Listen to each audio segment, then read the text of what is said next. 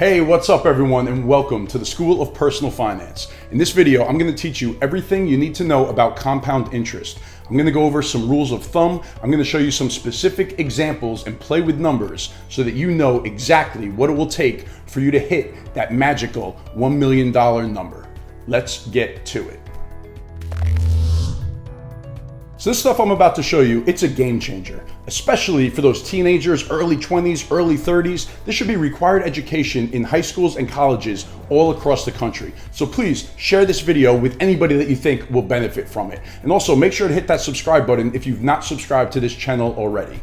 So the best way to start is if we compare what simple interest is compared to compound interest. Now, compound interest, all it really means, it's when you earn interest on your interest. Let's look at an example and we'll use simple interest first.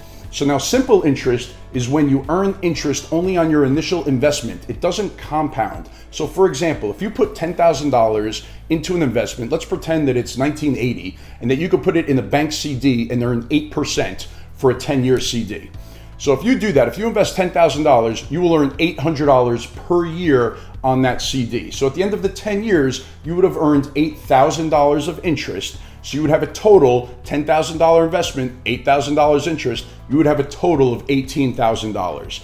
During that time, your interest did not earn interest. Now, when we compare that to compounding interest, you invest the $10,000. At the end of the first year, you have the same amount. You have $10,800. You receive 8% interest for that year on your $10,000. But now in year two, you're going to receive 8% on your $10,800 amount. So that $800 interest in the first year, that now gains interest. So now at the end of year two, you would have $11,664 compared to the $11,600 that you would have had in the simple interest example. And then at the end of year three, you would have $12,597 with the compounding compared to $12,400 that you would have with the simple interest. And then that would go on for the 10 years. At the end of 10 years with the compounding, you would have $21,589. So that's $3,589 more than you had in the simple interest example. Now, a big point you need to remember here is that in order for compounding to work, you have to reinvest the interest that you receive. So if this was a dividend stock, you would have to reinvest the dividend in order for it to compound. If you take the income, like in this CD example, if you took that $800 out at the end of each year and spent it, then obviously it's not going to compound because now you took it out of the account. So it can't earn interest anymore because it's gone. So in order for compounding to take effect and to work, you have to reinvest the interest or the dividends that you receive on the investment. So if you're thinking to yourself after that example, like, yeah, it's cool, I'd have an extra $3,500 after 10 years, but it's not going to change my life, you would be right. So for compounding interest really to have a magical effect, there are two main components. There's time and there's the interest rate, the rate of return that you could earn. So unfortunately, compound interest, it doesn't work for everybody. Not everybody gets wealthy using it, or else we'd all be rich. So the reasons that it doesn't work for everybody is because the main components, they're not that easy to achieve. So like the first one is you have to have money to invest. You have to have money to save. You have to have extra money that you're saving for long periods of time without tapping into it, without spending it.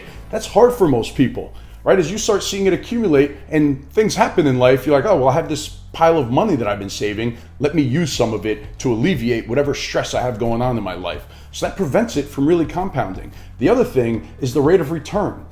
People invest too conservatively. They're nervous. They don't understand how the stock market works, how growth investments work, and they go to safety. But if you invest too conservatively over a long period of time, it really cripples the growth in the account. Like, yes, if you're investing for something that's 5 years out or 3 years out and you need the money to be there, then you have to invest it conservatively. But when you're investing for retirement, if it's 30 years down the road, then you need to be more aggressive with your investments so you could achieve that higher rate of return. And then another thing is compounding can actually screw you if you are really uneducated and don't understand how it works, because with credit cards, it's the exact opposite.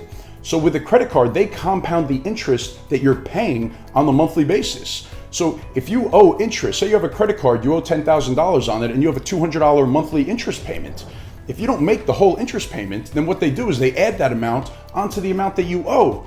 So now you start paying interest on the interest that you owe, and it actually has the opposite snowball effect and works against you. So it's important to understand how this stuff works. So to dig in a little deeper here, I'm going to explain to you what the rule of 72 is. So if you take 72 and you divide it by the interest rate that you're receiving on an investment or on a savings account or whatever it is, then that shows you how many years it will take before your investment will double. So for example, if you have a 10% rate of return on an investment, it'll take 7.2 years for that investment to double. If you have an 8% rate of return on an investment, it'll take 9 years for that investment to double.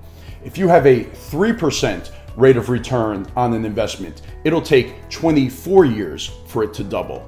So that is the effect of compounding. That just shows you how big of a difference it could make depending on the rate of return that you get on how your money is invested. And when we think of rate of returns and what's realistic and what's not realistic, I mean, earning 10% is difficult. 8% is a realistic rate of return if you're invested aggressively. Like, we can only use history as a guide. We don't know what's going to happen going forward. But if we look back at the stock market since like 1960, on average, it's returned around 10%. And that would be if you were invested in just like the S&P 500 index fund. But you have to make sure that your costs are very low so that doesn't eat into your returns. But an 8% rate of return is realistic.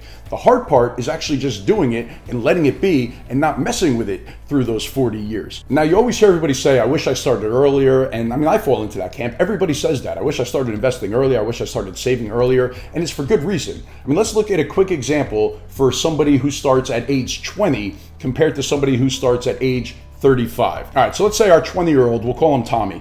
Let's say that he's contributing $500 a month into his retirement account. All right, maybe that's a combination of his money going in plus an employer match. I mean, $500 is a lot of money for a 20-year-old. Let's say he's making good money. He wants to save for retirement. He's able to do it right now. So he's putting in $250, and let's say the employer's matching $250. So he has $500 a month going in. And let's say he does that for 20 years. He doesn't increase it. He keeps it at $500 a month. That happens over a 20-year period.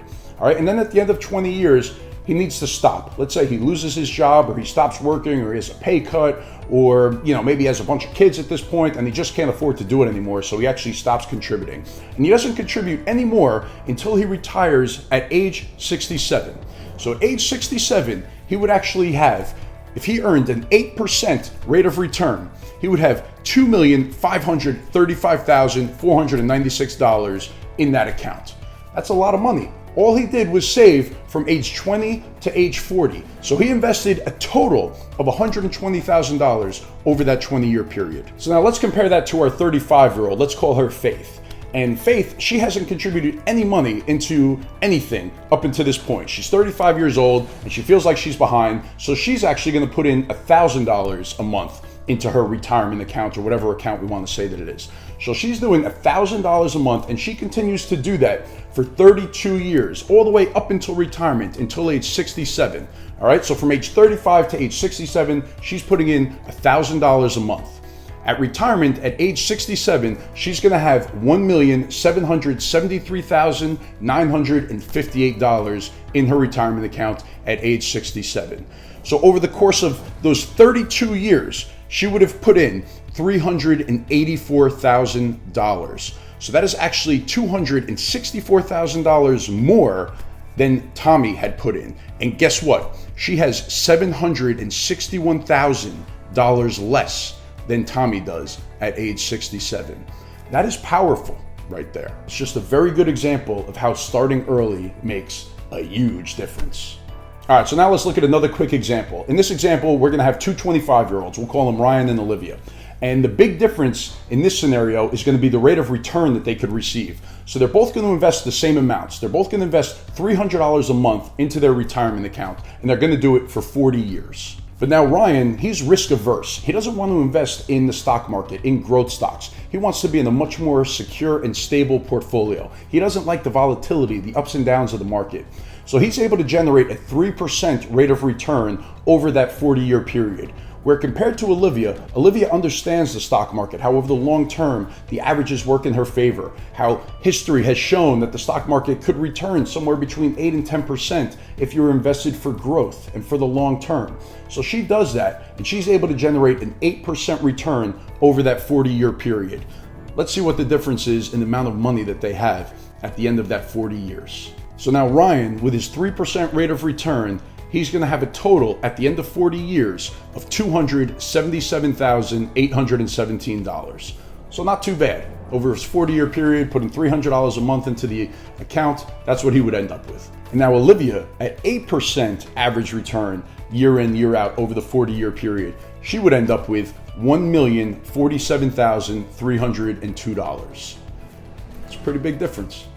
Now, obviously, with the stock market, there's a lot of risk. You don't know what's going to happen. So you have to be able to stomach the ups and the downs. There will be years where you might be down 30% and it feels terrible. We just went through, March to April, the market dropped basically 30% with the coronavirus like that. So you just don't know what's going to happen. And when it does happen, it feels like the end of the world and it's scary. But if you're investing for the long term, things usually grow over time. History is our guide. So to be able to stomach it and to go forward and to add money when it goes down, that's how you get these averages of 8% or so over the long run. And again, full disclosure, I don't know your situation. I'm not making any kind of recommendations whatsoever, how you should invest, what you should invest in. These are all just general terms for educational and entertainment, hopefully entertaining purposes. All right, so now let's run through some quick numbers. I'll show you what it will take for you to get to $1 million if that's what you want to get to. Now, obviously 30 years from now, $1 million, it's really going to be like $500,000 with inflation and everything. But let's show you some quick numbers. So let's say you have nothing saved right now and you want to get to $1 million 10 years from now. What would it take? Let's again use the market averages. Let's say 8% is a realistic number that you could earn on your investment. If that was the case, you would need to save $5,466 a month in order to get to $1 million 10 years from now. Pretty tough to do. So same scenario, but now let's make the assumption that you already have $200,000 saved. So maybe you're 40 years old and you have 200 grand in your 401k account and you want to get to $1 million by the time you're 50 years old. If that's the case, then you would need to be investing about $3,000 a month, $3,040 a month at 8% rate of return in order to get to $1 million. Still pretty difficult. Let's say you're just starting and you have 30 years to go before you want to hit $1 million. 8% rate of return, you'd have to save $671 a month over the next 30 years in order to hit that $1 million mark. So now obviously 30 years from now, $1 million, it's not going to be $1 million. So inflation is going to make it feel like much less when that time comes. And we could actually get a very good idea of it using the rule of 72.